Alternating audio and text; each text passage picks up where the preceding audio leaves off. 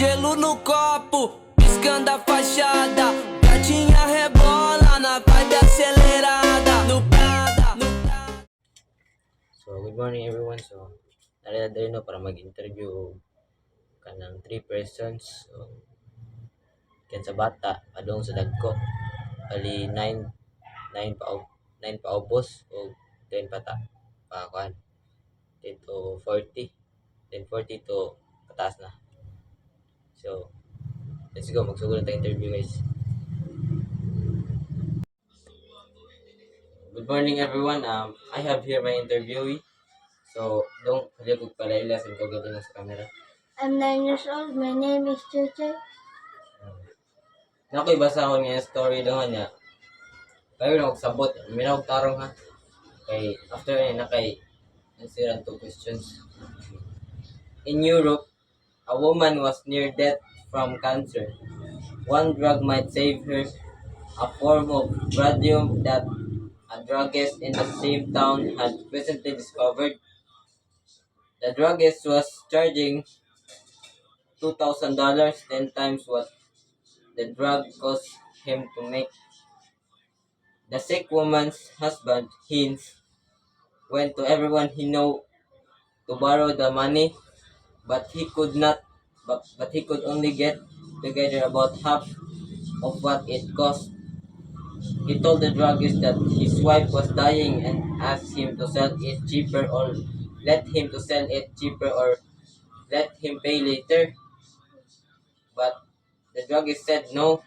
So niya na katong kuan sa tambal nga di siya masugot. So, the husband got desperate and broke into the man's store to steal the drug for his wife. So, ang gibuhat ni Hines kay nakuan siya kay ganahan gusto lagi niya maluwas ang asawa. So, iyang guba ang tindahan bitaw niya. Gikawat niya mong tambal. So, should the husband have done that? Why? So, pasa na question na.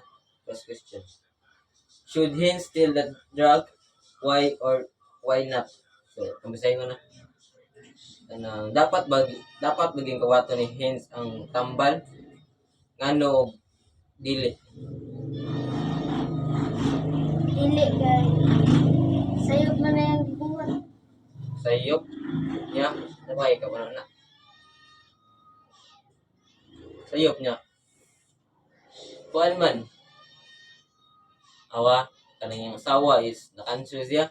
Yung asawa. Kanang ganahan lagi siya kanang nangita si pagi ba nga. Makuha tayo so maayo ana. Sa katong sakit niya cancer so siya ang gibuhat ngawat siya. So kung sa may kapuno ng mga answer yung mga kawat ng pan kanang why or why not. Kung sumayo yung hikuan kay para lang dati. Hindi siya kapalit basta. Hindi siya makabasa. Hindi siya makapangawat no. So mo na naman siya no, number 1.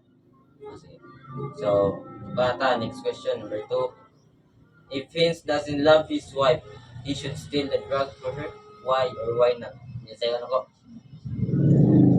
Kung si Vince ko no, dili niya love ang asawa, kawatan ko ba niya ang drug para sa ang tambal para sa asawa? Dili. Dili nga naman. Dili niya love yung asawa. Dili niya love niya. Dayon. Sa'yo na wife ko Dili niya kawato. Hindi niya kawaton. So, kuan, di niya love yung asawa na niya, dili na niya buhaton ng pagpangawat. So, okay. Mara tayo yung cancer. Okay, salamat kayo nga sa mga answer.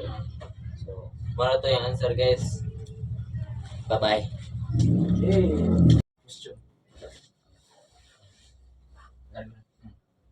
Sir, na ko'y basahon nga story sir. So, kuminawa lang niya. Nakaito ka question nga sir.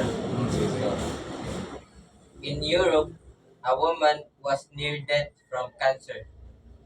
One drug might save her, a form of radium that a druggist in the same town had recently discovered.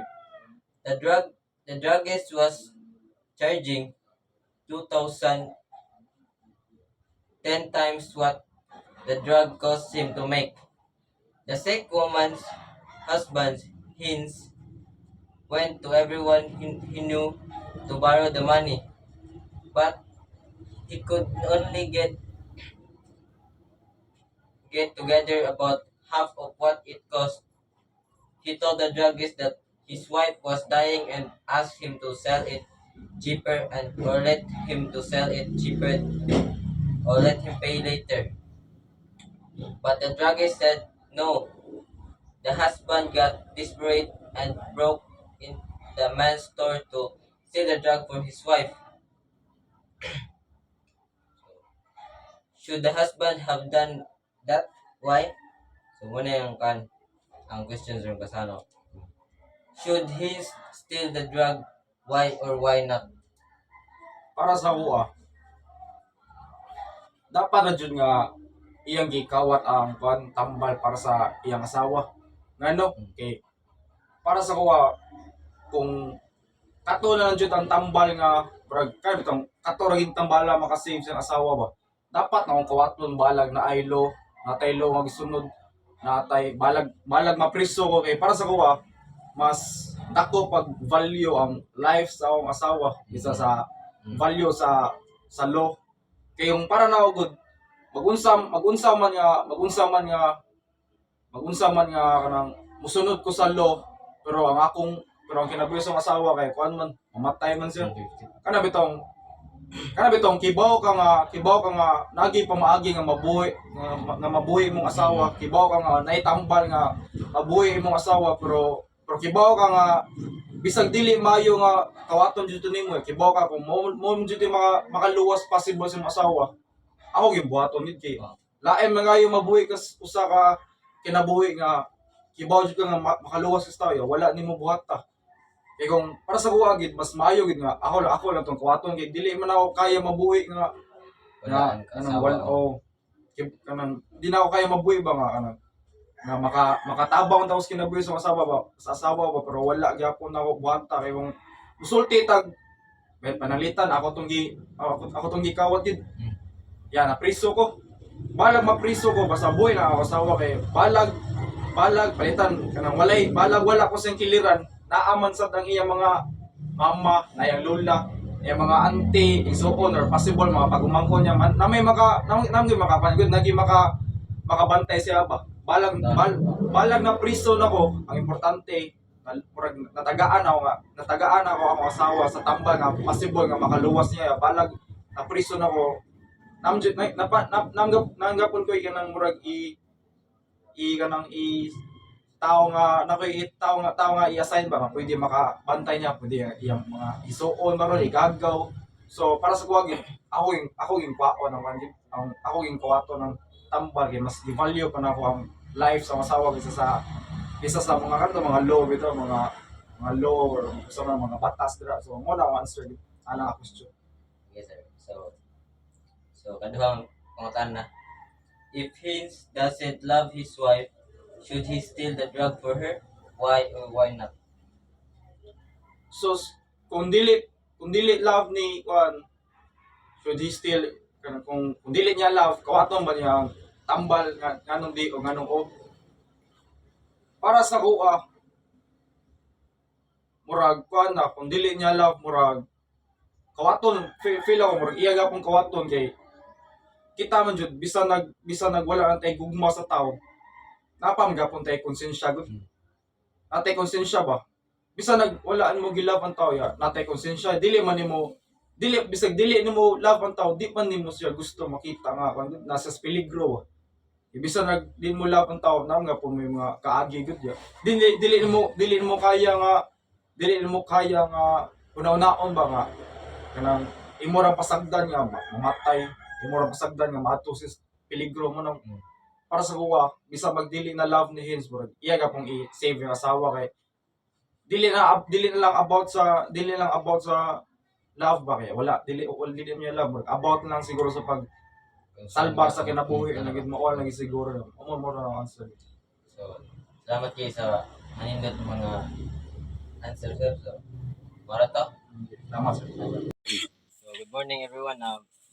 This is my interviewee. Her name is Anyana Nugas. She is 73 years old. So, let's proceed. So, in Europe, a woman was near death from cancer. One drug might save her, a form of radium that a druggist in her same town had recently discovered. The druggist was charging $2,000, 10 times what the drug cost him to make. So the sick woman's husband, Hines, went to everyone he knew to borrow the money, but he could only get together about half of what it cost.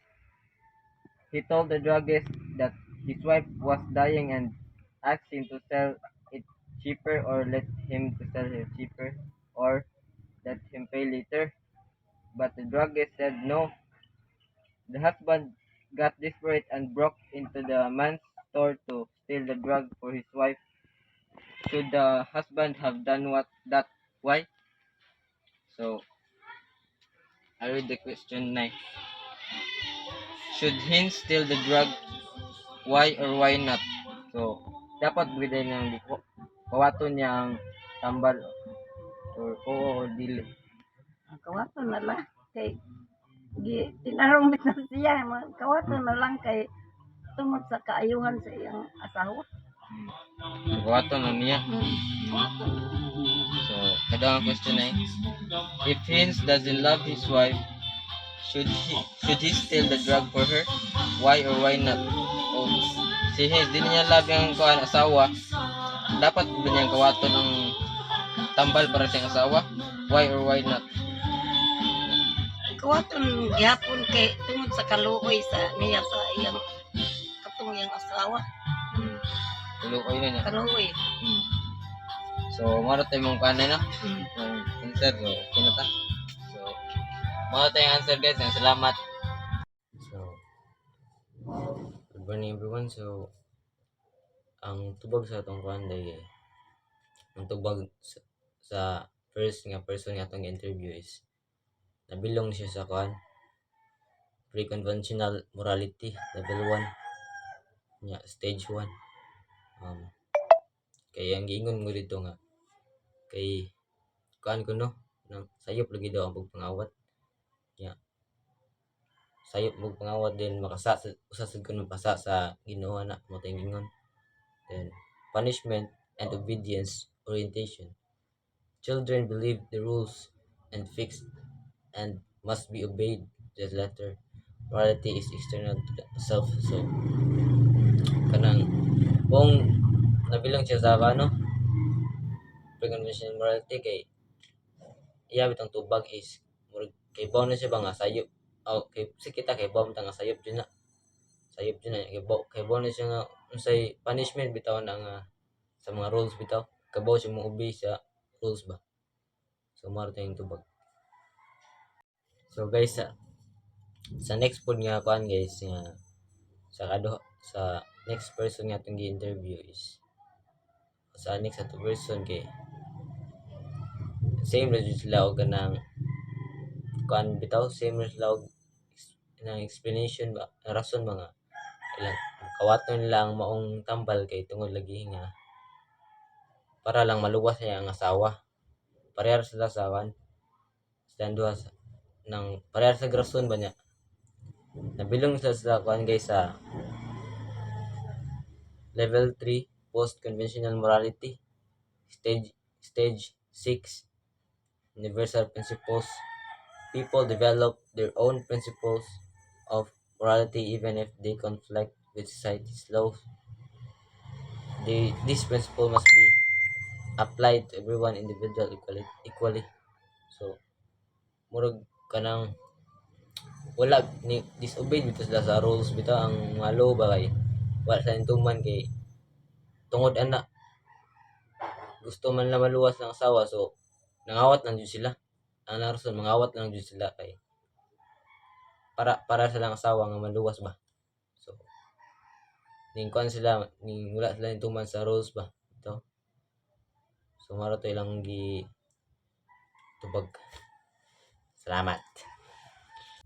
gelo no copo, piscando a fachada. Gatinha rebola na vibe acelerada.